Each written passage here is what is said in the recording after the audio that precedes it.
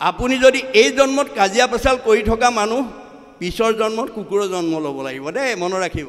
আমাৰ ভক্তি, ভগৱানৰ ভক্তি সমাজৰ মানুহে তিনিটা প্ৰকাৰ কৰে। কোনোবাই তামস ভক্তি কৰে, কোনোবাই ৰাজস ভক্তি কৰে, আৰু কোনোবাই সাত্বিক ভক্তি কৰে। আমি আচলতে কোনটো কৰিব লাগে? পুণ্য নহ'লে কাৰো পৰিয়াললৈ ভাল সন্তান জন্ম দিব নোৱাৰে। তুমি যদি কাৰোবাক হিংসা কৰা তোমাৰ পাপ হ'ব। তেতিয়া পাপ হ'লে তোমাৰ জীৱনলৈ দুখ কষ্ট নামি আহিব আৰু আয়ুস কাটি দিব। আনক হিংসা কৰা, আনক দুখ দিয়া, আনক আঘাত দিয়া, আনক অন্যায় কৰিবলৈ যোৱা মানুহ কেতিয়াও 100 বছৰ ভোগ কৰিবলৈ নাপায়, তাৰ আয়ুস কাটি দিব। গতিকে আপোনাৰ পাপ হ'ব, জীৱনলৈ দুখ কষ্ট নামি আহিব। তাৰ পৰিৱৰ্তে আমি কি কৰিব লাগিব? ভাগৱত শুনিলে সংঘৰ মানুহ, অনাসংঘৰ মানুহ, বামুণীয়া মানুহ, কীৰ্তনীয়া মানুহ, সত্ৰৰ মানুহ, সমাজৰ মানুহৰ কাৰণে ভাগৱত লিখা নাই।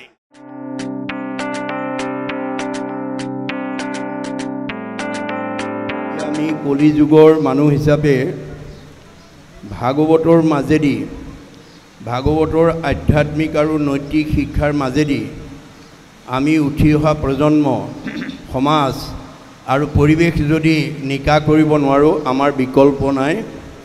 সেইকাৰণে আপোনালোকে এনে এটা পবিত্ৰ কাৰ্যসূচী, যুগ সাপেক্ষ কাৰ্যসূচী লোৱাৰ কাৰণে মই সমূহ সান্দহ খোৱা বৰনামঘৰৰ লগত জড়িত সমূহ ৰাইজলৈ মোৰ শ্ৰদ্ধা নিবেদিছোঁ। মই আশা ৰাখিছোঁ আপোনালোকে এই অনুষ্ঠানটো যদি জীয়াই থকালৈকে অনুষ্ঠিত কৰি ৰাখে, তেতিয়াহ'লে এইখন গাঁৱলৈ, এইখন সমাজলৈ আৰু আপোনালোকৰ প্ৰত্যেক গৃহস্থী ঘৰত যদি এনেকুৱা সৎ কৰ্ম আঁচনি গ্ৰহণ কৰিব পাৰে, আপোনালোকৰ পৰিয়াললৈ, আপোনালোকৰ বংশৰ মাজলৈ কোনো বেয়া প্ৰতিক্ৰিয়া হোৱা জীৱ আদি আহিব নোৱাৰিব।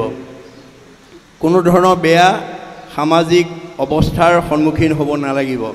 পোহৰৰ ওচৰলৈ যেনে আন্ধাৰ আহিব নোৱাৰাটো বিজ্ঞানসন্মত সত্য।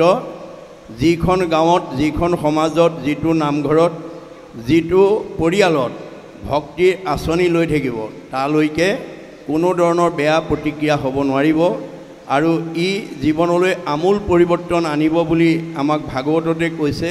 3য় স্কন্ধ ভাগৱতৰ কপিল দেৱহূতিৰ আখ্যান শুনাৰ কাৰণে প্ৰয়াস কৰিছে। এইটো এটা অতি গুৰুত্বপূৰ্ণ কাৰ্যসূচী লৈছে বা এটা বৰ আধ্যাত্মিক দৰ্শনযুক্ত এটা অধ্যায়ৰ ওপৰত আলোচনা কৰাৰ সুযোগ দিছে। কাৰণ কপিল পুত্ৰ হিচাপেও মাতৃক ভক্তি জ্ঞান দিব পৰা অৱস্থা হৈছে, কাৰণ তেওঁ অৱতাৰী পুৰুষ। কপিল স্বৰূপে আৰু ভৈলা অৱতাৰ, লুপ্ত ভৈল জ্ঞানত আকৌ কৰিলা প্ৰচাৰ। কপিল প্ৰভু কি কাৰণে আৱিৰ্ভাৱ হৈছে? যেতিয়া আমাৰ ঈশ্বৰৰ জ্ঞানৰ অভাৱ হৈছে, সেই জ্ঞান সমাজত দিবৰ কাৰণে তেওঁ আহিছে আৰু তেওঁ যুগনীতি শিকাই থৈ গৈছে। যিটো যুগৰ নীতি অৱলম্বন কৰি দেৱহূতিয়ে মুক্তি লাভ কৰিছে। কপিল স্বৰূপে আৰু ভৈলা অৱতাৰ, লুপ্ত ভৈল জ্ঞানত আকৌ কৰিলা প্ৰচাৰ। তোমাৰো প্ৰসাদে যুগ জানি দেৱহূতি, তোমাৰ চৰণ চিন্তি লভিলা মুকুতি। গতিকে দেৱহূতিয়ে যদি কপিল প্ৰভুৰ যুগনীতি অৱলম্বন কৰি ঈশ্বৰক চিন্তা কৰি মুক্তি পাইছে, আমি নাপাম কিয়? গতিকে এই কথা আমি জানিব লাগিব। কি যুগ? কৰ্মসু কৌশলম যুগ। যিটো কৌশল অৱলম্বন কৰিলে আত্মাই পৰমাত্মাৰ লগত সংযোগ স্থাপন কৰিব পাৰে, এয়াই হৈছে যুগ। এতিয়া এই নীতি শিক্ষাখিনি দিবৰ কাৰণে কপিল প্ৰভু পুত্ৰৰূপে আহিলে। আহি মাকক ভক্তি যুগ সম্পৰ্কে আমাক ভাগৱতৰ মাধ্যমেদি কি ক'ব বিচাৰিছে, আমি আজি পদবন্ধে আলোচনা কৰিম। আমাৰ 3য় স্কন্ধ ভাগৱতৰ ভক্তি যুগ নামাকৰণৰে আমাক কি ক'বলৈ গৈছে, আমি তাৰ ওপৰত আলোচনা কৰিম। কৃষ্ণ। ভক্তি যুগ নামাকৰণৰ সৈতে গুৰুজনাই ব্যাসকৃত ভাগৱত আমাৰ অসমীয়ালৈ সকলোৱে বুজি পোৱাকৈ তৰ্জমা কৰাৰ জৰিয়তে ছবি নামাকৰণৰ সৈতে এই ভাগৱতৰ মাজেদি আমাক কি শিক্ষা দিব বিচাৰিছে, আমি তাৰ ওপৰত আলোচনা কৰিম। এতিয়া কপিল প্ৰভুৱে মাকক কৈছে, ভগৱন্ত নিগদতি শুনা মাও দেৱহূতি, এহি ধ্যানে যিটো মুক্ত ভৈল। দেহাকো নেদেখে আৰু কিবা আছে কিবা নাই, কিবা আসনতে বহি ৰৈল। ইয়াৰ আগৰ অধ্যায়ত তেওঁ ভগৱানক কেনেকৈ আৰাধনা কৰিব লাগে, ধ্যান কৰিব লাগে, তাৰ নিয়ম তেওঁ যোগ নিয়ম দেখুৱাই থৈ আহিছে। আমাৰ বৈদিক যুগৰ মতে, বৈদিক নীতিৰ মতে আমি ভগৱন্তক অষ্টাংগ যোগৰে সৈতে ভগৱন্তক আৰাধনা কৰিব লাগে। যম, নিয়ম, আসন, প্ৰাণায়াম, ধ্যান, ধাৰণা, সমাধিকে প্ৰমুখ্য কৰি 8টা আদৰ্শ বা 8টা নীতিৰে আমি যদি ভগৱন্তক আৰাধনা কৰিব পাৰোঁ, তেতিয়াহ'লে আমাৰ মনটো ইমান পবিত্ৰ হৈ যাব, ইমান মুক্ত হৈ যাব, দেহাকো নেদেখে আৰু কিবা আছে কিবা নহয়, যে তেওঁ দেহটো আছেনে নাই, ক'ত বহি আছে, ক'ত আছে, কি আসনত আছে, একো অনুভৱ কৰিব নোৱাৰিব। যেন মদ্য মতোৱাল কটিৰ বস্ত্ৰক সিটো আছে নাই একো নজানয়। এজন মদ খোৱা মানুহৰ যেতিয়া নিচা লাগে, তেতিয়া তেওঁ পকৰত পিন্ধা কাপোৰখন আছেনে সৰি পৰিল তাকো তেওঁ ক'ব নোৱাৰে। ঠিক তেনেকৈ আমাৰ ঈশ্বৰৰ কথাত যেতিয়া মনটো আমাৰ নিমগ্ন হৈ যাব, আমি ক'ত আছোঁ ক'ত নাই কোনো ক'ব নোৱাৰিব। এনেকুৱা এটা আমাৰ ভক্তিয়ে আমাক এনেকুৱা এটা স্তৰলৈ লৈ যাব। যাৱে পূৰ্ব কৰ্ম থাকে তাৱে প্ৰাণ ইন্দ্ৰিয়সমে দেহাপনো নাশনুহি কয়। এই পৃথিৱীলৈ জীৱবিলাক সেই দিন পৰ্যন্ত অহা যোৱা কৰি থাকিব লাগিব, যেতিয়ালৈকে আমাৰ পূৰ্বজন্মৰ কৰ্ম বাসনা আমি যুক্ত হৈ থাকোঁ। আমাৰ জীৱবিলাক 3টা কৰ্মৰ ফলত সংসাৰত ভ্ৰমি থাকে: প্ৰাৰব্ধ, আৰব্ধ, অনাৰব্ধ। গতিকে প্ৰাৰব্ধৰ কৰ্মবন্ধ আৰব্ধত ভোগ কৰে আৰু আৰব্ধৰ কৰ্মখিনি অনাৰব্ধলৈ কঢ়িয়াই লৈ যায়। এয়াই হৈছে জীৱৰ মানে জন্মচক্ৰ। গতিকে আজি আপোনালোকৰ এই সান্দখোৱা গাঁৱৰ চাৰিসীমাত পূৰ্ব জন্মৰ যি বেছি পুণ্য লৈ আহিছে, সি সকলোতকৈ ওপৰত থাকিব। যি মধ্যম পুণ্য লৈ আহিছে সি মধ্যমত থাকিব, আৰু যি কম পুণ্য লৈ আছে সি কমত থাকিব। গাঁও একেখনেই, পৰিৱেশ একেটাই, কিন্তু সুখ ভোগৰ তাৰতম্য আছে। এয়া পূৰ্ব কৰ্মবন্ধৰ যোগেদি আহি থাকে বুলি কৈছে। এই কৰ্ম বাসনা যি পৰ্যন্ত আমি বিনাশ কৰিব নোৱাৰিম, সেই পৰ্যন্ত আমি সংসাৰ চক্ৰত অহা যোৱা কৰি থাকিব লাগিব। পুনৰপি জনমম পুনৰপি মৰণম। গতিকে আমি ভাগৱত শুনিবলৈ কিয় আহিব লাগে? কৰ্মবন্ধ বিনাশ কৰি আমি যাতে জন্মৰহিত হৈ যাব পাৰোঁ, আৰু যাতে পৃথিৱীলৈ আৰু আহি থাকিব লগা নহয়। মনত ৰাখিব কথাটো। এই কথা উদ্ধৱে প্ৰশ্ন কৰিছিল। আমাৰ কৰ্মবন্ধ অসীম, তাৰ ভিতৰত মুখ্যতম কৰ্মবন্ধ পাপ আৰু পুণ্য। মনত ৰাখিব, আপুনি পুণ্য লৈ গ'লেও সংসাৰলৈ আহিব লাগিব, পাপ লৈ গ'লেও আকৌ আহিব লাগিব। পুণ্য লৈ গ'লে সুখ ভোগৰ কাৰণে আহিব লাগিব, আৰু পাপ লৈ গ'লে দুখ ভোগৰ কাৰণে আহিব লাগিব। গতিকে এই দুয়োটা কৰ্মবন্ধ যেতিয়ালৈকে থাকিব তেতিয়ালৈকে অহা যোৱা কৰি থাকিব লাগিব। তেতিয়া উদ্ধৱে ক'লে, যদি পুণ্য ল'লেও আহিব লাগে, যদি পাপ লৈ গ'লেও আহিব লাগে, তেতিয়াহ'লে তোমাৰ ওচৰলৈ কেনেকৈ যাম? তেতিয়া ভগৱন্ত কৈছে, মাধৱে বোলন্ত সখী শুনা সবে ভেদ, মূৰ ভকতিহে কৰে কৰ্ম বন্ধ ছেদ। মুঠ ভকতি যি পৰ্যন্ত নকৰিবা কৰ্মবন্ধৰ পৰা মুক্ত হ'ব নোৱাৰিবা।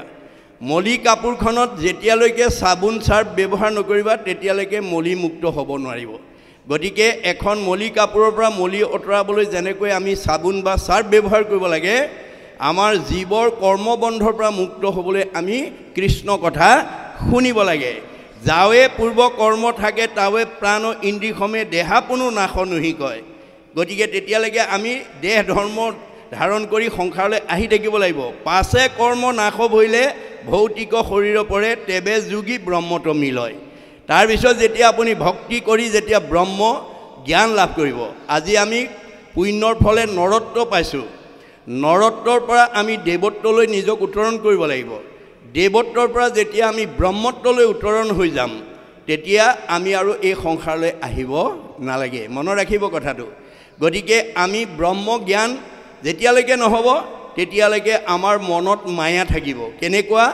আপোন পৰ, চুত বৰ, ধনী দুখীয়া, মতা মাইকী ওখ চাপৰ বগা ক'লা এইবোৰ মায়া এইবোৰ দেহ ধৰ্ম গতিকে দেহ ধৰ্ম যি পৰ্যন্ত আপুনি লৈ থাকিব সেই পৰ্যন্ত সংসাৰলৈ অহা যোৱা কৰি থাকিব লাগিব দেহ হৈছে মায়া আজি আছে কালিলৈ নাই গতিকে মায়া ধৰ্ম এৰি আত্মা ধৰ্ম নোলোৱা পৰ্যন্ত আমাৰ জীৱ এই সংসাৰৰ পৰা ওলাই যাব নোৱাৰে সেইকাৰণে আমি ভক্তিৰ মাধ্যমেদি আমি এই কৰ্মবন্ধৰ পৰা নিজক মুক্ত কৰিব লাগিব আমি প্ৰত্যেকে একে আত্মা বুলি উপলব্ধি কৰিব লাগিব যিদিনালৈকে আমাৰ আত্মবোধটো নহ'ব আধ্যাত্মিক ভাৱটো নহ'ব সেই পৰ্যন্ত আমাৰ দেহ ধৰ্মকে লৈ থকা হ'ব গতিকে দেহ ধৰ্ম লৈ থকা মানুহ ঈশ্বৰৰ ওচৰলৈ যাব নোৱাৰিব গতিকে আপুনি গুৰুজনাৰ দৰ্শন মতে আপুনি আত্মধৰ্মলৈ জীৱন্ত মুক্ত হোৱা স্তৰলৈকে আমি নিব লাগিব কেনেকৈ ভাগৱত শুনি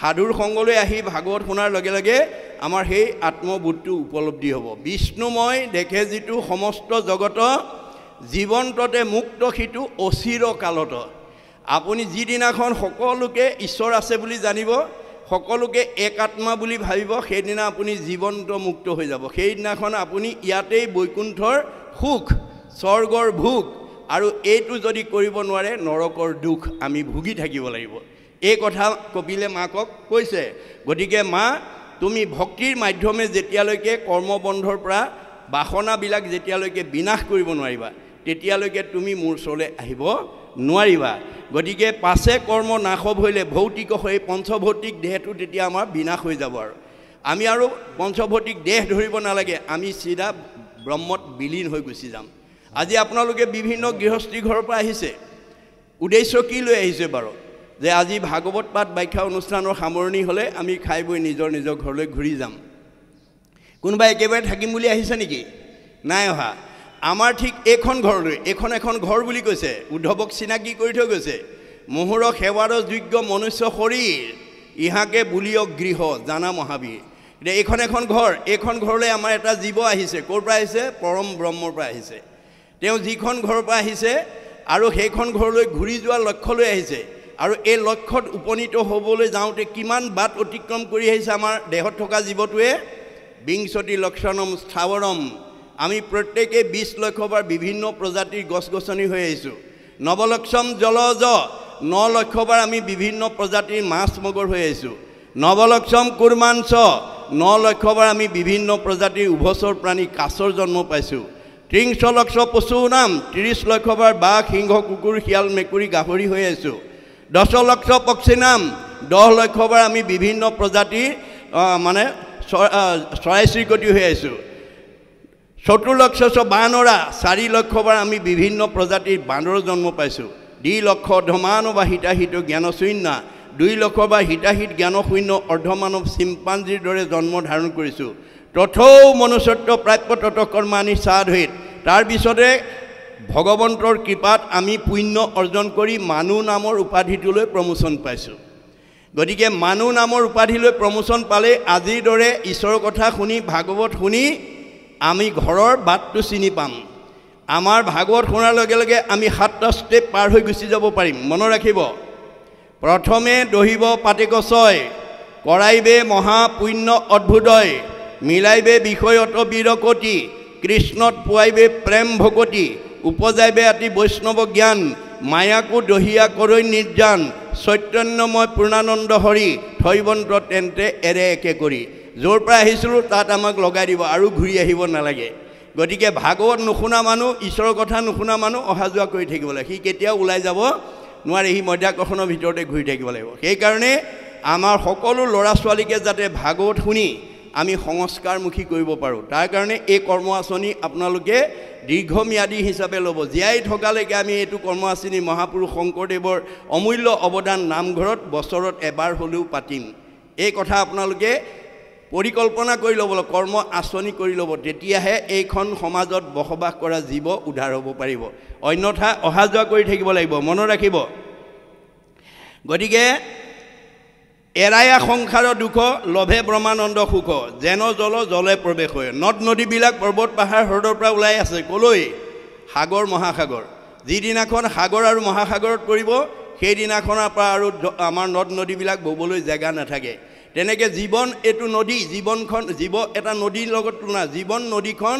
পৰম ব্ৰহ্মৰ পৰা বৈ বৈ আহি আমি যেতিয়া ভাগৱত শুনি ব্ৰহ্ম জ্ঞান লাভ কৰি যেতিয়া ব্ৰহ্মত বিলীন হৈ যাম তেতিয়া আৰু আমাৰ আহিবলগীয়া নাথাকে।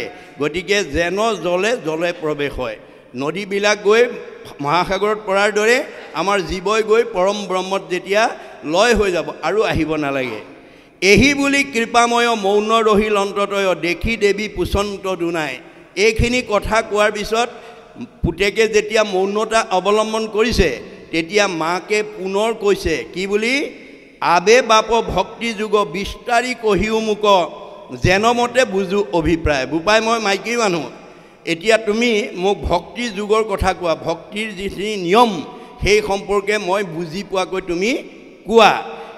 আবে জীৱ সমস্তৰ বিবিধ সংসাৰজন তাকো কৈও প্ৰপঞ্চী আমাৰ। একেজন ভগৱানে বিভিন্ন জীৱ কিয় সৃষ্টি কৰিছে, আমাৰ বিভিন্ন জন্ম কিয় জীৱবিলাকে ধাৰণ কৰিবলগীয়া আছে, চব মানুহ নহ'ল কিয়, চব মানে দেৱতা নহ'ল কিয়, যে চবতে ইয়াতে দেৱতা মানুহ অসুৰ ৰাক্ষস বাঘ সিংহ কুকুৰ শিয়াল মেকুৰী বিস্তাৰ কীট পৰ্যন্ত আমাৰ জীৱবিলাকে কিয় বেলেগ বেলেগ জীৱন ধাৰণ কৰিব লগা হৈছে, এই বিষয়ে মোক বহলাই কোৱা বুলি কৈছে মাকে। যে আৰু জীৱ সমস্তৰ বিবিধ সংসাৰ যেন তাকো কৈও প্ৰপঞ্চী আমাত যাহাক জানিলে লোক সমস্ত পাপত হন্তে বীৰকতি হৈবেক সাক্ষাৎ। যে যিকোনো কথা জানিলে সেই পাপৰ ভয়ত তাৰ পৰা তেওঁলোক আঁতৰি গুচি আহিব। মনত ৰাখিব কথাটো, আপোনাক মোক মানুহৰ জন্ম দিছে, মিলা প্ৰীতিয়ে থাকিব, মৰম চেনেহত থাকিব কাৰণে, একতাৰ দোলেৰে বান্ধ খাই থাকিবৰ কাৰণে। আপুনি যদি মানুহৰ জন্ম পাই পৰিয়ালত কাজিয়া কৰি থাকে, ককাই ভাইৰ মাজত কাজিয়া হৈ থাকে, সীমাঘৰীয়াৰ মাজত কাজিয়া কৰি থাকে, সমাজৰ মানুহক হিংসা খিয়াল কৰি থাকে, তেতিয়াহ'লে ভগৱন্তই ক'ব তোমাক মিলা প্ৰীতিয়ে থাকিবলৈ মানুহৰ জন্ম দিছিলোঁ, তুমি জ্ঞাতি হিংসা কৰা কুকুৰৰ দৰে কাজিয়া কৰি আছা, গতিকে এইবাৰ তোমাক একেবাৰে জেগাত দি দিম আৰু যিমান কৰা কৰিবাগে। আপুনি যদি এই জন্মত কাজিয়া পেচাল কৰি থকা মানুহ, পিছৰ জন্মত কুকুৰৰ জন্ম ল'ব লাগিব দেই, মনত ৰাখিব। কাৰোবাৰ সেইটো স্বভাৱ আছে যদি আজি ইয়াতে এৰিব। ন ভুক্তং ক্ষতে কৰ্ম কল্প কৌটিশতে অপি অৱশ্যম এব ভুক্তৈবম কৃত কৰ্ম শুভাশুভম। গতিকে আপোনালোকৰ এইখন নামঘৰত এই শুভাশুভ কৰ্মৰ দুটা ভাগ আছে, কৰ্মৰ দুটা ভাগ আছে, এটা ভাল আৰু এটা বেয়া। ভাল কাম কৰিলে ভাল ফল, বেয়া কাম কৰিলে বেয়া ফল। এইটো নামঘৰত আপোনালোকে যদি উঠি অহা শিশুসকলক যদি মহাপুৰুষ দুজনাৰ মানে 12খন অংকীয়া নাটকৰ যদি এখন নাটকো যদি আপোনালোকে নিৰ্গুণ কৃষ্ণৰ গুণলীলা ইয়াত মানে বাদ্যযন্ত্ৰ বজাই যদি পৰিৱেশন কৰিব পাৰে, তেতিয়াহ'লে আমাৰ সেই উঠি অহা প্ৰজন্মৰ কি লাভ হ'ব। আমাৰ বেদত কৈছে কেশৱ অগ্ৰে গীতং বাদ্যং নৃত্যং য কৰোতি কলৌ নৰহ পদে পদে অশ্বমেধ ফলং প্ৰাপ্নুতি নিত্যৈছ। সেই শিল্পীসকলে গীত বাদ্য নৃত্য পৰিৱেশনৰ দ্বাৰা নিৰ্গুণ কৃষ্ণৰ গুণলীলা যেতিয়া নামঘৰত পৰিৱেশন কৰিব, তাৰ প্ৰতিটো খোজৰ মূল্য হ'ব এটা এটা অশ্বমেধ যজ্ঞৰ সমান পুণ্য। আৰু যিসকলে আহি সেই নিৰ্গুণ কৃষ্ণৰ গুণলীলা এই নামঘৰত বহি শুনিব চাব, গীতং বাদ্যং নৃত্যং হৰি কথা শুনে স্বপুণ্যাত্মা তলৈকৰ ওপৰে সংস্থিতা। গতিকে সেইসকল পুণ্য আত্মাক তলৈকৰ ওপৰত ভগৱানে স্থান দিব, অৰ্থাৎ বৈকুণ্ঠত স্থান দিব। ইমান মহাপুণ্য আমাৰ ঈশ্বৰৰ কথা শ্ৰৱণ কীৰ্তনত আছে। আৰু সেইটোকে নাজানি যদি আপুনি কেনেবাকৈ যদি ঈশ্বৰৰ নাম যদি অন্য দেৱতাৰ স্থানত গৈ পৰিৱেশন কৰে, অন্য দেৱতাৰ স্থানত যদি আপুনি গীত নৃত্য পৰিৱেশন কৰি অভিনয় কৰে, তেতিয়াহ'লে তাৰ দুখত আকৌ আমাৰ জীৱ ক'লৈ যাব। ভাগৱতত কৈ থৈছে, একাদশ স্কন্ধ ভাগৱতত, আনদেৱ এৰে কৰে কেশৱক সম জানিবাহা শিশিজন পাতকী পৰম হুইবেক বিস্তাৰ কীট জন্মে জন্মে মৰি। অৰ্জুনত গীতাতো কহিলা দেৱ হৰি। অৰ্জুনক গীতাত এই কথা কৈ থৈ গৈছে, মোৰ নাম যদি আন দেৱতাৰ লগত মিহলি কৰি কোনোবাই পৰিৱেশন কৰে, তেতিয়াহ'লে তাৰ দুখত সেই জীৱটোক মই বিস্তাৰ কীট কৰি ৰাখিম আৰু তাতে ময়ো সোমাই থাকিম জগতৰ লোকক দেখুৱাবৰ কাৰণে। চোৱা, তেওঁলোকে ভাগৱতৰ নীতি নজনাৰ কাৰণে, তেওঁলোকে মোৰ মানে বেদৰ দৰ্শন নজনাৰ কাৰণে তেওঁলোকে কৰ্ম দুখত কেনেকৈ বিস্তাৰ কীট হ'ব লগা হৈছে। গতিকে আমি ভাগৱত শুনাই যদি আন দেৱতাৰ ঠাইত যদি ভাগৱত পৰিৱেশন কৰে, ঈশ্বৰ নাম পৰিৱেশন কৰে, প্ৰসংগ কৰে, পাঠ কৰে, তাৰ দুখৰ কাৰণে যদি মই 20টাৰ গীত হ'ব লগা হয়, তেতিয়া মই আকৌ সেই ঠাইলৈ যাম নেকি বাৰু? সেই কথা জনাৰ পিছত মই যাম নেকি বাৰু? নাযাওঁ। সেই কথাটো কৈছে, যাহাক জানিলে লোক সমস্ত পাপত হন্তে, সেই বেয়া কামৰ পৰা বিৰকতি হৈবেক সাক্ষাৎ, তেওঁলোকে আৰু সেই কামলৈ কেতিয়াও আগবাঢ়ি নাযাব। এই কাৰণে ভাগৱত শুনিবলৈ আহিব লাগে। ভাগৱত শুনিলে অসমৰ মানুহ, ভাৰতৰ মানুহ, সংঘৰ মানুহ, অনাসংঘৰ মানুহ, বামুণীয়া মানুহ, কীৰ্তনীয়া মানুহ, সত্ৰৰ মানুহ, সমাজৰ মানুহৰ কাৰণে ভাগৱত লিখা নাই। ভাগৱত লিখিছে জীৱশ্ৰেষ্ঠ, ভগৱন্তৰ সৃষ্টি চাৰিমুঠি জীৱৰ ভিতৰত সৰ্বশ্ৰেষ্ঠ জীৱ মানুহেহে ঈশ্বৰত ভক্তি কৰি মুক্তি পাব পাৰে। গতিকে বিশ্বৰ মানৱৰ কল্যাণৰ কাৰণে মহাপুৰুষে ভাগৱত ৰচনা কৰি থৈ গৈছে। ভাগৱত শুনিলে কেৱল কোনো জাতি জনগোষ্ঠীৰ কথা কোৱা নাই। যদিও তেওঁ অসমতে আৱিৰ্ভাৱ হৈছিল, অসমৰ মানুহৰ কাৰণে উবা অসমৰ মানুহ বুলি কোৱা নাই, উবা নৰলোক বুলি কৈছে। বিশ্বৰ মানৱক তেওঁ আহ্বান জনাইছে, যাৰ কাৰণে মহাত্মা গান্ধীয়ে তেওঁ দৰ্শন অধ্যয়ন কৰি কৈছে, what Shankardev was alone able to do nowadays the whole army of the English knowing people cannot do. বিশ্বত এতিয়ালৈকে যিমানবিলাক গুৰু আৱিৰ্ভাৱ হ'ল, শংকৰদেৱে বিশ্ব মানৱৰ কাৰণে যিমান অমূল্য অৱদান দি থৈ গৈছে, পৃথিৱীত কোনো গুৰুৱে সিমান অৱদান দিব পৰা নাই। আৰু সেইজন গুৰু অসম মাতৃৰ বুকুত জন্ম লোৱাৰ কাৰণে অসমৰ মানুহক তেওঁ ভূয়সী প্ৰশংসা কৰিছে। কি বুলি? Assamese indeed fortunate for Shankardeva has 5 centuries back given to Assamese people an ideal which is also my ideal of Ramrajya. মানে মই যিখন ৰামৰাজ্যত যিখন ৰামৰাজ্য প্ৰতিষ্ঠাৰ মানুহৰে অসমলৈ আহিছিলোঁ, শংকৰদেৱে 500 বছৰৰ পূৰ্বতে সেই ৰামৰাজ্য অসমত প্ৰতিষ্ঠা কৰি থৈ গৈছে। অসমবাসী সঁচাকৈ ভাগ্যৱান। গতিকে আমি আজি গুৰুজনাৰ দৰ্শন সঠিকভাৱে অধ্যয়ন নকৰাৰ কাৰণে আমাৰ মাজতে বিভাজন হৈছে। এইটো আমাৰ কাৰণে দুৰ্ভাগ্য। তাৰ কাৰণে গুৰুজন জগৰীয়া নহয়। গতিকে আমি ভাগৱতৰ মাধ্যমেৰে কাৰো মত নল'ব, কাৰো মতক আপুনি অনুকৰণ কৰিব নালাগে। কিয়? আপোনালোকে কাহানিও নিজৰ অভিমতটো সমাজত প্ৰতিষ্ঠা কৰিবলৈ চেষ্টা নকৰিব। এই কাৰণেই নকৰিব, আপোনাৰ অভিমতটো মোৰ কাৰণে গ্ৰহণযোগ্য নহ'বও পাৰে, মোৰ অভিমতটো আপোনালোকৰ গ্ৰহণযোগ্য নহ'বও পাৰে, কিন্তু শংকৰ মাধৱৰ যিটো অভিমত সেইটো বিশ্বজনীন, সিটো সাৰ্বজনীন, সিটো সনাতন। গতিকে তেওঁলোকৰ অভিমত গোটেই বিশ্ববাসীৰ কাৰণে তেওঁলোকে দি থৈ গৈছে। গতিকে শংকৰ মাধৱে দি যোৱা আদৰ্শৰে যাতে আমি সমাজখন গঢ়ি তুলিব পাৰোঁ, আমাৰ পৰিয়ালটো যাতে গঢ়ি তুলিব পাৰোঁ, আমাৰ পৰিৱেশটো যাতে আমি গঢ়ি তুলিব পাৰোঁ, তাৰ কাৰণে আপোনালোকে যত্ন কৰিব লাগিব। তেতিয়াহে জন্ম ধৰাৰ সাৰ্থকতাটো হ'ব। গতিকে যাহাক জানিলে লোক সমস্ত পাপত হন্তে বিৰকতি হৈবেক সাক্ষাৎ। ভাগৱত শুনি কি কৰিলে কি হয়, এই কথাটো যেতিয়া জানিব, তেতিয়া মানুহে তেনেকুৱা বেয়া কামৰ পৰা আঁতৰি আহিব। কাৰণ আপুনি যদি কাৰোবাক হিংসা কৰে, আমাৰ ভাগৱতে কৈছে পাপ আয় পৰপীড়নম। তুমি যদি কাৰোবাক হিংসা কৰা তোমাৰ পাপ হ'ব। তেতিয়া পাপ হ'লে তোমাৰ জীৱনলৈ দুখ কষ্ট নামি আহিব আৰু আয়ুস কাটি দিব। আনক হিংসা কৰা, আনক দুখ দিয়া, আনক আঘাত দিয়া, আনক অন্যায় কৰিবলৈ যোৱা মানুহ কেতিয়াও 100 বছৰ ভোগ কৰিবলৈ নাপায়, তাৰ আয়ুস কাটি দিব। মনত ৰাখিব কথাটো। গতিকে আপোনাৰ পাপ হ'ব, জীৱনলৈ দুখ কষ্ট নামি আহিব। তাৰ পৰিৱৰ্তে আমি কি কৰিব লাগিব?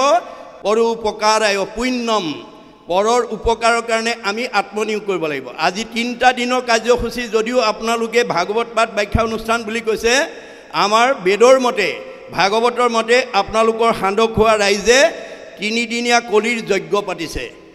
মনত ৰাখিব, কি যজ্ঞ? ভাগৱত যজ্ঞ। কি যজ্ঞ? ভক্তি যজ্ঞ। কি যজ্ঞ? নাম যজ্ঞ।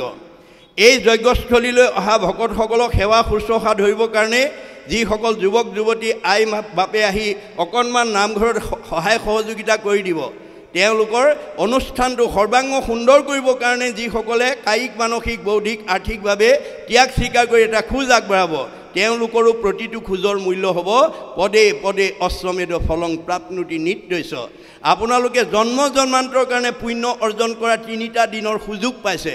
প্ৰতিজন গাঁওবাসীয়ে আহি যাতে এই অনুষ্ঠানটোলৈ অহা ভকত বৈষ্ণৱক যাতে সুন্দৰভাৱে সেৱা শুশ্ৰূষা কৰি আপোনালোকে আপ্যায়ন কৰিব পাৰে, তাৰ কাৰণে অকণমান এই শৰীৰটো ব্যৱহাৰ কৰিব। কিয়?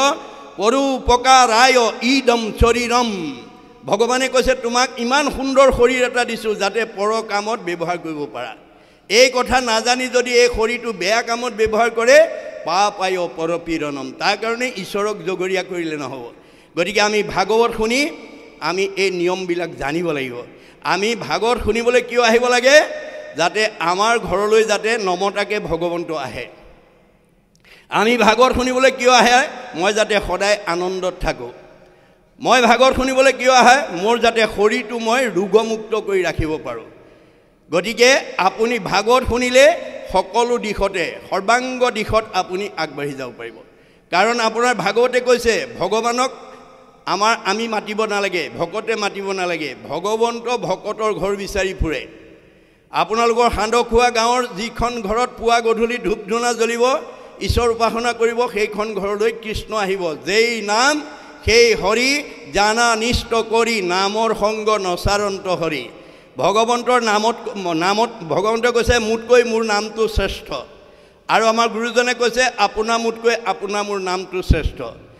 আপুনি মই এতিয়া ভাগৱত ব্যাখ্যা শুনি আছোঁ, বাহিৰৰ পৰা নামঘৰৰ বাহিৰৰ পৰা যদি অতি জৰুৰী কামত কাৰোবাক লগ পাবৰ কাৰণে নামটো কয়, তেওঁ উঠি যাব। আপোনাৰ নামটো ক'লে যদি আপুনি উঠি যায়, আপুনি ডাঙৰ নে আপোনাৰ নামটো ডাঙৰ? আমি বুজিব লাগিব যে মোতকৈ মোৰ নামটো ডাঙৰ। মোৰ নামটো ক'লে যদি মই উঠি যাওঁ, এইটো যদি সঁচা কথা হয়, ভগৱন্তৰ নাম লোৱা ঘৰলৈ ভগৱন্ত আহিবনে নাহে? সেই সঁচা কথাটো আজি আপোনালোকে ভাগৱত শুনি নিজেও বুজিব লাগিব, ল'ৰা ছোৱালীকো বুজাব লাগিব, বোৱাৰী জীয়াৰীকো বুজাব লাগিব। আমাৰ ভাগৱতে কৈছে যিখন ঘৰত পুৱা গধূলি ঈশ্বৰ উপাসনা হ'ব, ধূপ ধূনা জ্বলিব, সেইখন ঘৰত কৃষ্ণ থাকিব। কৃষ্ণ থকা ঘৰখনৰ পৰিয়াল সদায় আনন্দত থাকিব, মিলা প্ৰীতিয়ে থাকিব, মৰম চেনেহত থাকিব, একতাৰ দোলেৰে বান্ধ খাই থাকিব। আৰু যিখন ঘৰত আজি তাৰিখলৈকে পুৱা গধূলি ধূপ ধুনা জ্বলোৱাৰ ব্যৱস্থা নাই, ঈশ্বৰৰ উপাসনা কৰাৰ স্থান নাই, সেইখন ঘৰলৈ কোন আহিব? ভাগৱতত কৈছে শ্ৰৱণ কীৰ্তন জড়িত কৃষ্ণৰ নকৰে, তৈতেখে ৰাক্ষসীগণে বিঘিনি আচৰে। যিখন ঘৰত পুৱা গধূলি ধূপ ধূনা নজ্বলিব, ঈশ্বৰ উপাসনা নকৰিব, সেইখন ঘৰলৈ অঘাসুৰ, বকাসুৰ, পলম্বাসুৰ, অৰিষ্টাসুৰ, পুতনা, ব্যামাসুৰ, ধেনুকাসুৰ চব অসুৰবিলাক আহি বাঁহ ল'ব। কায়িকভাৱে নাহে, স্বভাৱগতভাৱে, গুণগতভাৱে। আমাৰ কিছুমান পৰিয়ালৰ মানুহৰ কথা ক'বই নোৱাৰে, ঠেহ পেচ লাগে, চকু পানী উলিয়াই। কিছুমান মানুহক কথা ক'বই নোৱাৰে, কাজিয়াই কৰে। কিছুমান মানুহক কথা ক'বই নোৱাৰে, মানে আপোনাৰ মনোমালিন্য হয়েই। এনেকুৱা স্বভাৱ যিখন ঘৰৰ মানুহৰ থাকিব, সেইখন অসুৰ থকা পৰিয়াল বুলি আমি জানিব লাগিব। গতিকে সেই আসুৰিক স্বভাৱবোৰ যেতিয়ালৈকে আমি মাৰিব নোৱাৰিম, তেতিয়ালৈকে সেইখন ঘৰত আমাৰ শান্তি নহ'ব। সেইকাৰণে কৃষ্ণই বাল্যকালতে গকুলত কেইবাটাও অসুৰ বাল্যকালতে মাৰি লৈছে। কিয় মাৰিছে? যদি সেই অসুৰকেইটা মাৰি নলয় বাল্যকালতে, তেওঁ 7-8 বছৰ বয়সত গোপীসকলৰ লগত মহাৰাস কৰিব নোৱাৰিব। গতিকে মহাৰাস কৰাৰ বাটটো তেওঁ আগতীয়াকৈ মুকলি কৰি লৈছে।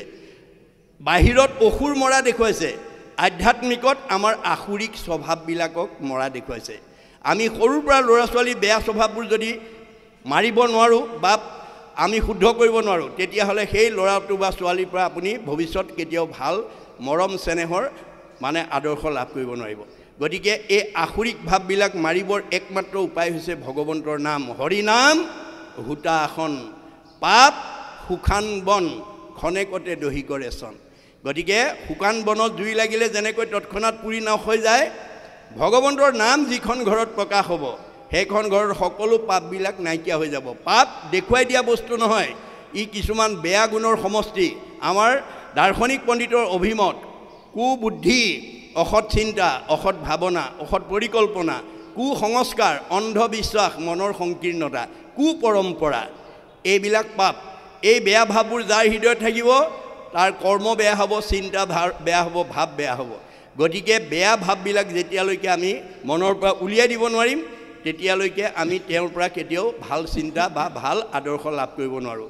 গতিকে আমি ভাগৱত শুনি যাতে সেই বেয়া ভাৱবিলাকৰ পৰা যাতে আমি পৰিয়ালটো, আমাৰ সমাজখন, আমাৰ পৰিৱেশটো যাতে নিকা কৰিব পাৰোঁ, তাৰ কাৰণে ভাগৱত শুনিব লাগিব।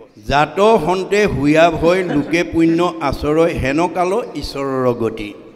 যে যিবোৰ কথা জানিলে মানুহে পাপ কামৰ পৰা আঁতৰি আহি পুণ্য কৰ্ম কৰিব পাৰে, এই গতিটো দিবৰ কাৰণে, এই নীতিটো শিকাবৰ কাৰণেই তুমি আহিছা। কহিউক বিভাগীয়া যদি বাপ আছে দায়া, শুনি মই থাকোঁ সম্প্ৰতি। বোপাই মোৰ প্ৰতি যদি দয়া আছে, তুমি মোক এই গোটেই কথাখিনি ভাঙি পাতি কোৱা। অজ্ঞান আন্ধাৰৰ মাজে শয়ন কৰিয়া আছে শ্ৰান্ত হোৱা জীৱ জগতৰ। এতিয়া মানুহবিলাক অজ্ঞান আন্ধাৰত মানে শয়ন কৰি আছে, অজ্ঞানতাত জীৱন নিৰ্বাহ কৰি আছে। তাসম্বাক কৰি দয়া উদয় ভৈলাহা তুমি। এই মায়া অজ্ঞান আন্ধাৰত পৰি থকা জীৱবিলাকক তুমি উদ্ধাৰ কৰিবৰ কাৰণে তাসম্বাক কৰি দয়া উদয় ভৈলাহা তুমি যুগপন্থ প্ৰকাশ ভাস্কৰ। যে ভাস্কৰ মানে সূৰ্য যেনেকৈ উদয় হ'লে আন্ধাৰ নাইকিয়া হৈ যায়, ঠিক তেনেকৈ তুমি ভাস্কৰ স্বৰূপে এই অজ্ঞান আন্ধাৰত পৰি থকা জীৱবিলাকক পোহৰ দিবৰ কাৰণে, জ্ঞান দিবৰ কাৰণে তুমি এই পৃথিৱীলৈ আহিছা বুলি মাকে অনুভৱ কৰিছে। এতেকে জানিলোঁ মই ইবাৰ সমাজৰ লোক সমস্ত লোক উদ্ধাৰ কৰিয়া কৃপাময়। তুমি সকলো মানুহকে উদ্ধাৰ কৰিবৰ কাৰণে তুমি আহিছা বুলি মই অনুভৱ কৰিছোঁ। হৰি মূৰ মহাধন্য আছে অসংখ্যাত পুণ্য হেন প্ৰভু ভৈলাহাত নয়। মনত ৰাখিব কথাটো, পুণ্য নহ'লে কাৰো পৰিয়াললৈ ভাল সন্তান জন্ম দিব নোৱাৰে। মনত ৰাখিব, আপুনি পুণ্যৱান হ'বই লাগিব, ঈশ্বৰৰ ভক্তি কৰিব লাগিব, আপোনাৰ মন পবিত্ৰ হ'ব লাগিব, তেতিয়াহে ভাল সন্তানৰ পিতৃ মাতৃ হ'ব পাৰিব। এতিয়া এই কথাটো কপিল মানে দেৱহূতিয়ে অনুভৱ কৰাৰ মাজেদি আমাক নীতি শিক্ষা দিছে যে তোমালোকে চবেই ভাবিবলৈ যত্ন কৰা যে পুণ্যৱান নহ'লে সৎ সন্তানৰ পিতৃ মাতৃ হ'ব নোৱাৰে। গতিকে মৈত্ৰেয় বুলন্ত এহি মাতৃৰ সুন্দৰ বাণী শুনি প্ৰভু কপিল ঈশ্বৰ।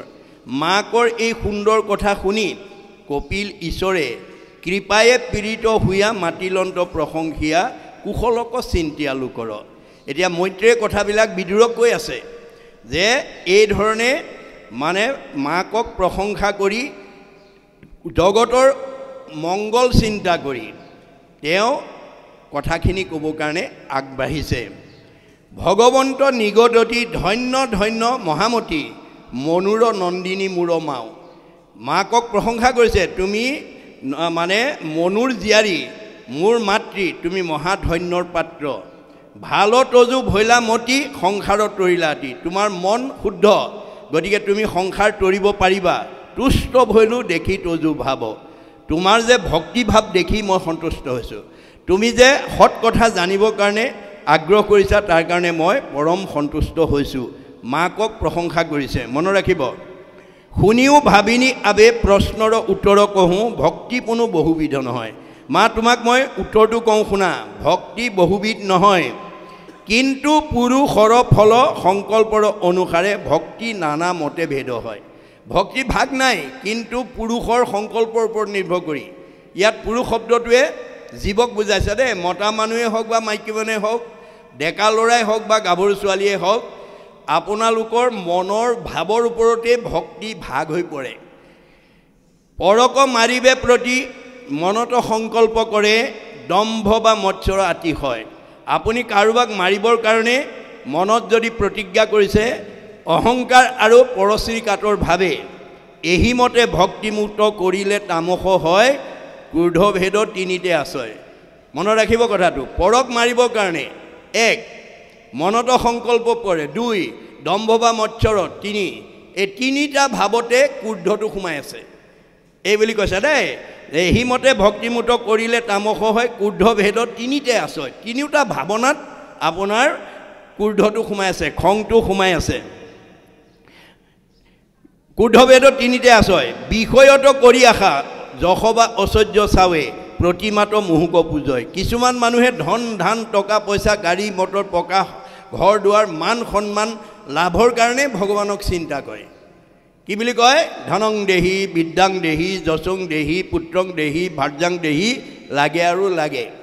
ভগৱানে কৈছে হ'ব মই দি থাকিম, কিন্তু তুমি সংসাৰ চক্ৰৰ পৰা ওলাই যাব নোৱাৰিবা।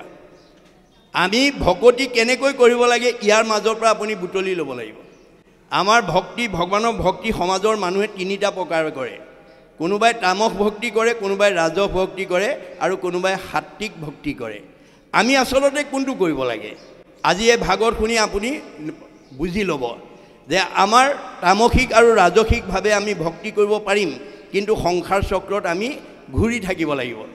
ৰজু তমু গুণে নেই বিষয়ক সত্ত্বগুণে বুদ্ধি ভৰিলে তৰে সংসাৰক আজিৰ দৰে কোনো কামনা নোহোৱাকৈ আজি ইয়ালৈ আহিছোঁ আমি ধন টকা পইচা পাম কিবা ভালকৈ খাব পাম এই ভাৱত নহয় মাত্ৰ ঈশ্বৰৰ কথা শুনিবৰ কাৰণে জানিবৰ কাৰণে আপোনালোক আহিছে এইটোৱে হৈছে ভক্তিৰ প্ৰতীক আমাৰ বেদৰ মতে পৰম অনুৰক্তি ঈশ্বৰেই ভক্তি ঈশ্বৰৰ কথা শুনিবৰ কাৰণে ঈশ্বৰৰ কথা জানিবৰ কাৰণে ঈশ্বৰৰ কথা বুজিবৰ কাৰণে ঈশ্বৰৰ স্থান পাবৰ কাৰণে ঈশ্বৰৰ ৰূপ দৰ্শনৰ কাৰণে আমাৰ মনৰ যিটো অনুৰাগ এইটোৱে হৈছে ভকতিৰ প্ৰতীক ই আমাক 6টা প্ৰমোচন দিব মনত ৰাখিব শ্ৰদ্ধা ৰতি প্ৰীতি শান্তি ভক্তি মুক্তি মনত ৰাখিব কথাটো আপোনালোক আজি এতিয়া কঠখনত বহি আছে ইমান সময় আৰু পাঠ শেষ হোৱালৈকে হয়তো বহি থাকিব ঘৰত ইমান সময় অকলে কঠ এখনত ইমান দেৰি বহিব পাৰিলেহেঁতেনে নোৱাৰে কোনে বহুৱাইছে আজি আপোনালোকক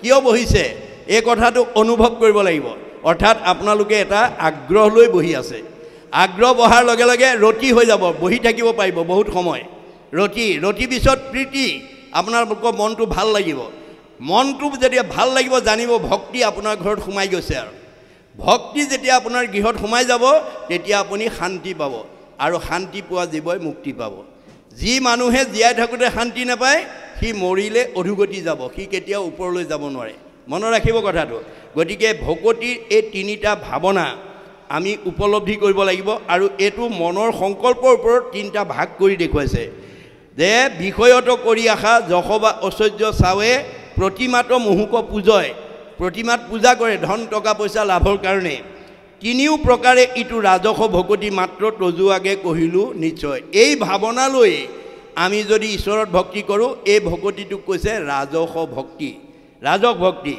পাপমূৰ হৌকনাশ ভগৱন্ত হৌক প্ৰীতি নুহি অৱশ্যকে বিধি মানি মই কোনো নীতি নিয়ম নাজানো প্ৰভু যাতে মোৰ পাপবিলাক নাশ হৈ যাওক আৰু তুমি যাতে মোৰ প্ৰতি সদয় হোৱা শিৱই কৈছে নমাগুহু সুখ ভোগ নমাগু মুকুতি তোমাৰ চৰণে মাত্ৰ থাকুক ভকতি এই ভাৱনাৰে সৈতে যি ভগৱন্তত ভক্তি কৰিব ই 3 প্ৰকাৰে ভক্তি কৰিলে সাত্বিক বুলি নিশ্চয় মই কহিলোঁ বখানি এইটো কৈছে সাত্বিক ভক্তি মনত ৰাখিব ভক্তি 3টা ভাগত বিভক্ত কৰিছে ৰাজক ভক্তি তামক ভক্তি সাত্বিক ভক্তি তম আৰু ৰজগুণত ভক্তি কৰিব পাৰিব কিন্তু আপুনি সংসাৰ চক্ৰত অহা যোৱা কৰি থাকিব লাগিব পুনৰপি জনমম পুনৰপি মৰণম এই তথ্যটো আমাক কোনে দাঙি ধৰিছে মহাভাৰতৰ যুদ্ধৰ পিছত কৃষ্ণ যেতিয়া দ্বাৰকালৈ যাব ওলাইছিল যুধিষ্ঠিৰক ৰাজ্যভাৰ দি তেতিয়া সকলোৰে ওচৰত বিদায় লৈ শেষ বিদায়টো পেহীয়েকৰ ওচৰত ল'ব গৈছিল কুন্তি পেহীয়েকৰ ওচৰত ল'বলৈ গৈ কৈছিল পেহীদেউ তোমালোকক যিখিনি কৰিবলগীয়া মই কৰি দিলোঁ কৌৰৱক নিধন কৰিলোঁ পাণ্ডৱক জয়যুক্ত কৰিলোঁ যুধিষ্ঠিৰক ৰজা পাতিলোঁ এতিয়া তোমালোকে সুখে সন্তোষে থাকা মোৰ ৰাজ্যত অথন্তৰ হৈছে পৰিয়ালৰ মাজত খেলিমেলি হৈছে গতিকে মই দ্বাৰকালৈ যাব ওলাইছোঁ পিছে যোৱাৰ আগতে তোমাক মই কিবা এটা দি যাওঁ বুলি ভাবিছোঁ পেহীদেউ তোমাক কি লাগে কোৱা স্বয়ং ভগৱন্ত বৈকুণ্ঠপতি কৃষ্ণ আহি আপোনাৰ মোৰ নিচিনা মানুহক যদি ক'লেহিহেঁতেন কি লাগে কোৱা আমি বাৰু সোধাই আহিমনে আমাৰ যিমান অভাৱ অভিযোগ আছে সববিলাক আমি তেওঁৰ পৰা বিচাৰিলোহেঁতেন কিন্তু কৃষ্ণ কুন্তিয়ে কি বুলি কৈছে হে কৃষ্ণ কৃষ্ণ বাপ কৰো প্ৰণিপাত অপৰম ঈশ্বৰ তুমি জানিল সাক্ষাৎ অ নানা বিপদত পুত্ৰ সমেৱা ৰাখি অচতকে শিশুক যেন ঢাকি ৰাখে পাখি কৃষ্ণ তুমি জগতৰ ঈশ্বৰ বুলি মই চিনি পাইছোঁ চৰায়ে যেনেকৈ দেউকাৰ আঁৰত পোৱালিকেইটা ৰক্ষণাবেক্ষণ দিয়ে তুমিও মোৰ পুত্ৰকেইটাক তেনেকৈ ৰক্ষণাবেক্ষণ দিলা আজি দ্বাৰকালৈ যাব ওলাইছা যোৱাৰ আগতে তুমি মোক কিবা এটা দিওঁ বুলি ভাবিছা যদি দিব খুজিছা সেই বস্তু দিয়া কি সেহি আপদয়া মাৰয় ভীমত তোমাক দেখিবে পাওঁ যিটো আপদত মাজে সময়ে বিপদ আপদ এটা দিয়া বোপাই বিপদ আপদ এটা হ'লে যাতে তোমালৈ মনত পৰে ধন ধান টকা পইচা গাড়ী মটৰ দিলে গণ্ডগোল লাগিব নেকি চিৰি ভৈলে ভুলে মন কৰে না কাম সম্পদত নপৰে লৈ বাকত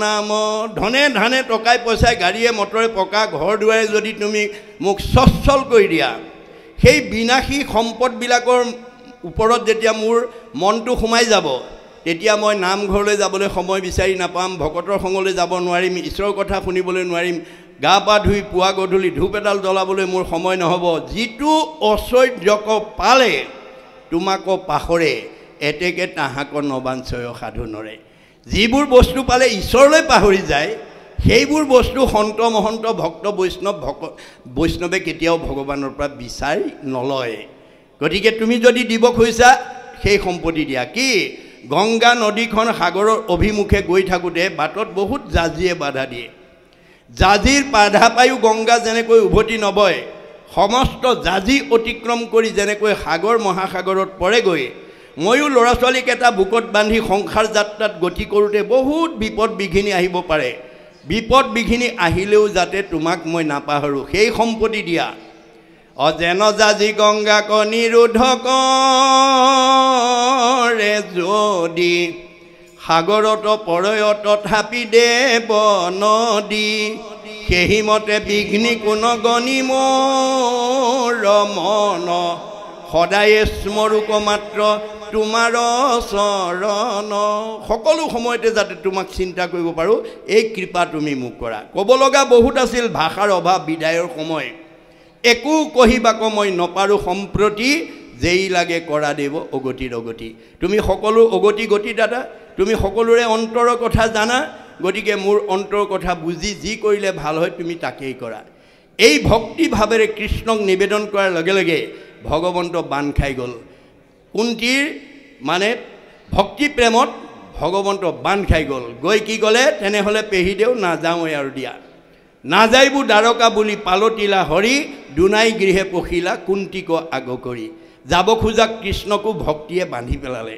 গতিকে ভগৱন্ত যদিও তিনি লোকৰ অজয় যদ্যপি অজিত তুমি তিনিও জগতে তথাপি তোমাকো জিনে সেহিহে ভকতে আপুনি ভকত হওক ভগৱন্ত আপোনাৰ ঘৰত থাকিব আপোনাক এৰি যাব নোৱাৰে গতিকে ভগৱন্ত যুগে যুগে অৱতাৰ হৈ আছে হৈ থাকিব কিয় ব্ৰহ্মাক কৈছে মোৰ জাতিকুল ক'ত আছে সৃষ্টিকৰ মোৰ জাতিকুল কৈত আছে সৃষ্টিকৰ মৎস্য কুৰ্ম শুকৰ আদি ধৰু কলেবৰ মোৰ কোনো জাতিকুল নাই তথাপিও মাছ কাছ গাহৰি হ'ব লগা হয় স্বভাৱতে অজময়ী জন্ম নাহি যাৰ ভকতৰ ইচ্ছাই মই ধৰো অৱতাৰ মই অজ ব্ৰহ্ম মোৰ কোনো জন্ম মৃত্যু নাই তৎসত্ত্বেও মই ভকতৰ ইচ্ছা পূৰণ কৰিবৰ কাৰণে মই আবিৰ্ভাৱ হওঁ অৱতাৰ হওঁ আপোনালোকে ভকত হ'বলৈ যত্ন কৰক আপোনালোকৰ ঘৰখনৰ পৰিয়ালক ভকত কৰিবলৈ যত্ন কৰক সমাজৰ মানুহবিলাকক ভকত কৰিবলৈ যত্ন কৰক আপোনাৰ ঘৰত ভগৱন্ত ৰৈ থাকিব বুজিছানে ভকত হ'বলৈ বেছি কষ্ট কৰিব নালাগে চেলেং গামোচা কাণত ল'লেই ভকত নহ'বও পাৰে চেলেং গামোচা ভকত নহয় মনত ৰাখিব চেলেং গামোচা আমাৰ অসমীয়া জাতীয় সংস্কৃতি এটা জাতীয় পোছাকহে পোছাক ভকত নহয় ভকত হ'বলৈ হ'লে তিনিটা আখৰৰ গুণ আমাৰ গাত লাগিব এই তিনিটা আখৰৰ গুণ যাৰ গাত থাকিবই ডেকা ল'ৰাই হওক গাভৰু ছোৱালীয়ে হওক বোৱাৰীয়ে হওক জীয়াৰীয়ে হওক শহুৰে হওক শাহুৰে হওক পিতৃয়ে হওক মাতৃয়ে হওক যাৰ মনত এই তিনিটা আখৰৰ বৈশিষ্ট্য থাকিব সি ভকত কি ভকত ভ আখৰে কি কৈছে ভ শব্দে ভগৱন্ত ভৱ বিমোচন ভজন ভক্তি তুষ্ট হুৱন্ত সিজন ভগৱন্তই কাক ভাল পায় মানুহৰ জন্ম পায় যি পুৱা গধূলি ধূপ ধূনা জ্বলাই তেওঁক উপাসনা কৰে সেইজনক ভগৱন্তই ভাল পায় মাক দেউতাকে কোন ল'ৰা ছোৱালীক ভাল পায় যি ল'ৰা ছোৱালীয়ে মাক বাপেকক শ্ৰদ্ধা কৰে ভক্তি কৰে মৰম কৰে আদৰ কৰে কথা শুনে হাক বচন মানে দিহা পৰামৰ্শ মতে চলে সেইজন সন্তান সকলো পিতৃৰ মাতৃৰ মৰমৰ কোনোবা সন্তান হৈ যদি মাক বাপেকক শ্ৰদ্ধা নকৰে ভক্তি নকৰে মৰম নকৰে আদৰ নকৰে কথা নুশুনে হাক বচন নামানে দিহা পৰামৰ্শ মতে নচলে সেইটো সন্তান কোনো পিতৃ মাতৃ মৰমৰ হ'ব নোৱাৰে এইটো যেনেকৈ বাস্তৱ সত্য আমি কাৰ সন্তান ভাগৱতত কৈছে যিজনৰ ত্ৰিপিটিত তুষ্ট হ'ব দেও জানিবা সিজন পিতৃ এক কৃষ্ণ দেও আমি সকলো ভগৱন্তৰ সন্তান গতিকে ভগৱন্তৰ সন্তান হৈ আপোনালোকৰ ঘৰত ৰাতিপুৱা গধূলি ধূপ ধূনা জ্বলাই ঈশ্বৰক উপাসনা কৰাৰ জেগাকণ আপোনালোকে তৈয়াৰ কৰি লৈছেনে নাই তাৰ ওপৰতহে আপোনালোকৰ ঘৰখনৰ জীৱকেইটাক ভগৱানে কিমান ভাল পাব বেয়া পাব নিৰ্ভৰ কৰিব হৰি গুণ নাম শ্ৰৱণ কীৰ্তন ভজিও হৰিচৰণ মনুষ্য হুই বাৰু এহি মানে মাত্ৰ জানা নিজ প্ৰয়োজন জীৱশ্ৰেষ্ঠ মানুহ হিচাপে ঈশ্বৰক উপাসনা কৰাটোৱে আমাৰ মানুহৰ ধৰ্ম ঈশ্বৰে নকৰক মই ইয়াত নাই বুলি ভবা নাই খান্দখোৱা গাঁৱৰ কাৰো ঘৰত ঈশ্বৰৰ উপাসনা কৰা গুৰুগী অকণমান নাই বুলি মই ভবা নাই কিবা কাৰণত যদি আজি তাৰিখলৈকে কোনোবা গৃহস্থী ঘৰত গুৰুগী অকণমান নাই তেতিয়াহ'লে আপোনালোকে অহাকালিৰ পৰা ভিতৰতে অকণমান আছুতীয়াকৈ আৰবে দি হ'লেও ঠগী এখনতে গুণমালা বা কীৰ্তন ঘোষা এখন থৈ হ'লেও পুৱা গধূলি ল'ৰা ছোৱালীকেইটাক লৈ উপাসনা নকৰাকৈ নাথাকিব আৰু উপাসনা কৰোঁতে ভগৱানক ক'ব প্ৰভু শইকীয়া বাপৰ দৰে বৰা বাপৰ দৰে হাজৰিকা বাপৰ দৰে মোৰো গুৰুগৃহ অকণমান বনোৱাৰ হেঁপাহ আছিল কিন্তু মই এইকেইটা অভাৱৰ কাৰণে পৰা নাই কৃপা কৰি মোৰ মনৰ বাঞ্ছা পূৰ্ণ কৰিব ভগৱন্তে কৈছে হ'ব যদৃষ্টি ভাৱনা জয়িছ সিদ্ধি ভৱতী তাৰ দৃষ্টি তোমাৰ ভাৱনা পূৰণ কৰিবৰ কাৰণে মই হৃদয়তে আছোঁ তুমি মাত্ৰ মোক জনাবলৈ নাপাহৰিবা কম সময়ৰ ভিতৰতে আপোনালোকে আনৰ দৰে বনাবলৈ সক্ষম হ'ব ভগৱন্তই কৃপা কৰিব মনত ৰাখিব গতিকে এতিয়া সদ্যহতে নাই মোমাই কণা মোমাই একেবাৰে নকৰাতকৈ যাতে আছুতীয়া অকণমান জেগাতে হ'লেও কৃষ্ণ সেৱা নকৰাকৈ নাথাকিব নকৰিব পাৰিব কিন্তু আপুনি ঈশ্বৰৰ প্ৰিয় হ'ব নোৱাৰিব আপোনাৰ সকলো থাকিলেও আপুনি অমংগলৰ পৰা মুক্ত হ'ব নোৱাৰিব আমাৰ ভাগৱতে কৈছে ধন ধান টকা পইচা গাড়ী মটৰ পকা ঘৰ দুৱাৰ চব থাকিলেও শিক্ষা বুদ্ধি থাকিলেও যদি গুৰু সেৱা ব্যৱস্থাটো নাই পুৱা গধূলি যদি ঈশ্বৰ ধূপ ধূনা জ্বলোৱা নাই সেইখন ঘৰ কেতিয়াও অমংগল মুক্ত হ'ব নোৱাৰিব সব থাকিলেও আপোনাৰ এটাৰ পিছত এটাকৈ ওৱান আফটাৰ আনাদাৰ এটাৰ পিছত এটাকৈ আপোনাৰ পৰিয়াললৈ অমংগল নামি আহিব আজি বোলে ইটো কালি বোলে সিটো কালি বোলে সিটো সেইকাৰণে ভাগৱতে আমাক সতৰ্ক কৰি দিছে সুমংগলেই অমংগল জানা কৃষ্ণ বিনে অমংগলেই সুমংগল কৃষ্ণৰ কীৰ্তনে ৰাতিপুৱা গধূলি কৃষ্ণৰ ঈশ্বৰৰ নাম লওক আপোনাৰ ঘৰ সুমংগল হৈ যাব সেই পৰিৱেশ আমি সৃষ্টি কৰিব লাগিব গতিকে আমি ভাগৱত শুনিলেই নহ'ব ভাগৱতে কোৱা নিয়মবিলাক আমি মানি চলিব লাগিব তেতিয়া আপুনি ইয়াতেই বৈকুণ্ঠৰ সুখ স্বৰ্গৰ ভোগ আৰু এইটো যদি কৰিব নোৱাৰে নৰকৰ দুখ কপিলে মাকক কৈছে স্বৰ্গ নৰকৰ দুইকো ঐত দেখা আই কতো সুখে কতোহো দুখতে প্ৰাণ যায় একে খান্দখোৱা গাঁৱতে বাস কৰিছে কোনোবাই সদায় আনন্দত আছে আৰু কোনোবাই সদায় দুখ বেদনাত আছে আনন্দত থকা বৈকুণ্ঠ মানে স্বৰ্গ আৰু দুখ বেদনাত থকাটো নৰক আৰু যদি কোনো কুণ্ঠা নোহোৱাকৈ আপুনি যদি জীৱন নিৰ্বাহ কৰিছে আপুনি বৈকুণ্ঠবাসী গতিকে এই পৰিৱেশলৈ নিজক নিবলৈ হ'লে আজিৰ দৰে ভাগৱত শুনিবই লাগিব ভাগৱত নুশুনা সৰ্ব বেদান্তৰ সাৰ ভাগৱতত আছে জীৱনশৈলীৰ সকলো নিয়ম ভাগৱতত বান্ধি থোৱা আছে আপোনালোকৰ সামাজিকভাৱে যদি প্ৰথম স্কন্ধ ভাগৱতৰ পৰা দ্বাদশ স্কন্ধ ভাগৱতলৈকে আপোনালোকে জীয়াই থকা কালত যদি শ্ৰৱণ কৰিব পাৰে বুজিব পাৰে আপোনালোকো পৰীক্ষিতৰ দৰে মুক্তি হৈ যাব